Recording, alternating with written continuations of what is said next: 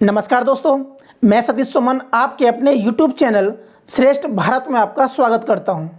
दोस्तों, आज हम बात करेंगे एक ऐसे मुद्दे के बारे में जो वर्तमान समय में खूब गहरा रहा है। हर टीवी चैनल, अखबार, सोशल मीडिया प्लेटफॉर्म पर बस उसी की चर्चा है और वो मुद्दा है कि देश के नाम में इंडिया शब्द अब प्रयुक्त नहीं होगा।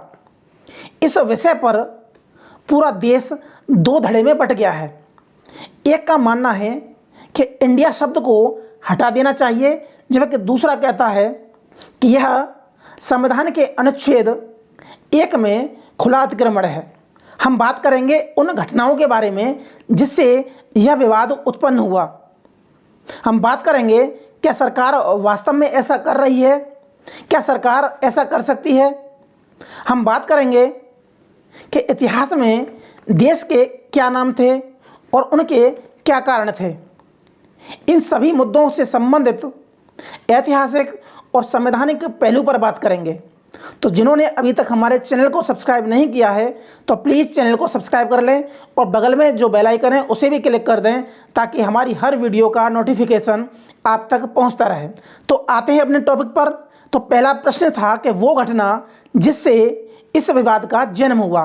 तो बता दें कि 17-18 जुलाई को बेंगलुरु में विपक्षी दलों की एक बैठक होती है और उस बैठक में विपक्षी दल एक गठबंधन बनाते हैं जिसका नाम INDIA यानी कि इंडिया रखने का ऐलान किया, जिससे कुछ बीजेपी नेताओं ने अपने सोशल मीडिया अकाउंट से यह मांग की कि इंडिया शब्द को हटा देना चाहिए। इसके बाद G20 समिट में हिस्सा लेने के लिए सभी देशों के प्रतिनिधियों को रात्रि भोज के लिए एक इनविटेशन कार्ड भेजा गया। यह कार्ड हमारे यहाँ भी आया, जिसमें प्रेसिडेंट ऑफ इंडिया के स्थान पर प्रेसिडेंट ऑफ भारत लिखकर आया, जिस पर गठबंधन ने आपत्ति दर्ज की। विपक्ष ने आरोप लगाया कि सरकार गठबंधन से डरकर ऐसा कर रही है, जबकि सरकार का दावा है कि इंडिया शब्द अंग्रेजों की देन है, गुलामी का प्रतीक है।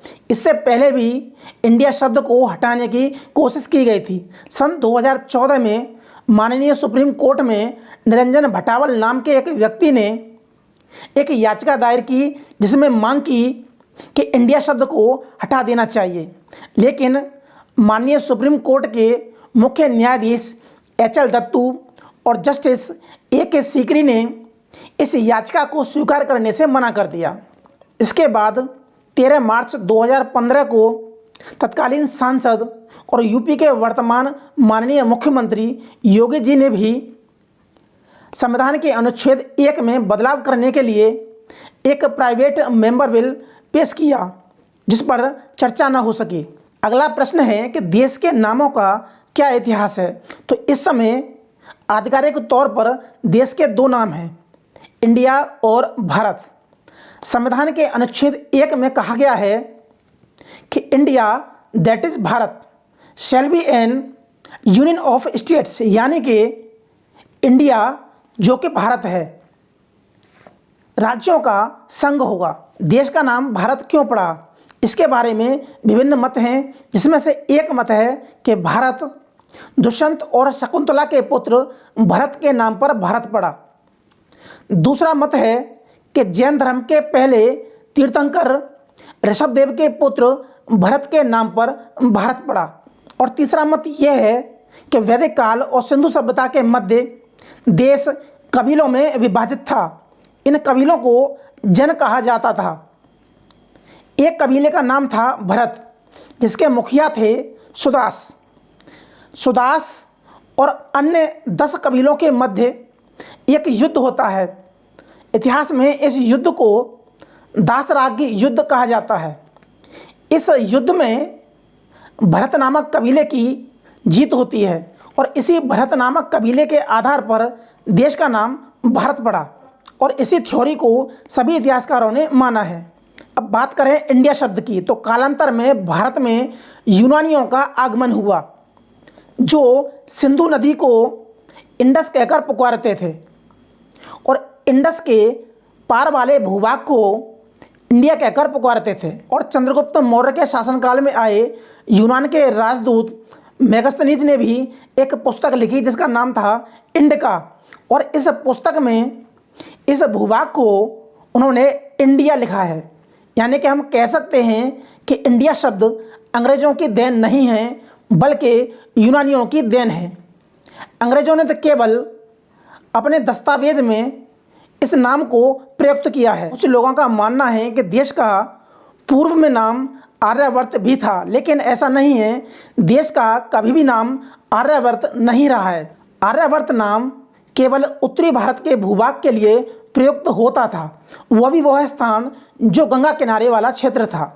इसका उल्लेख समुद्रगुप्त के शासनकाल में लिखा हर्षेण का प्रयाग प्रशस्ति लेख है, जो समुद्रगुप्त के विजयों को दर्शाता है। इसमें स्पष्ट लिखा है कि आर्यावर्त उत्तरी भारत का वह स्थान है जो गंगा किनारे वाला क्षेत्र है।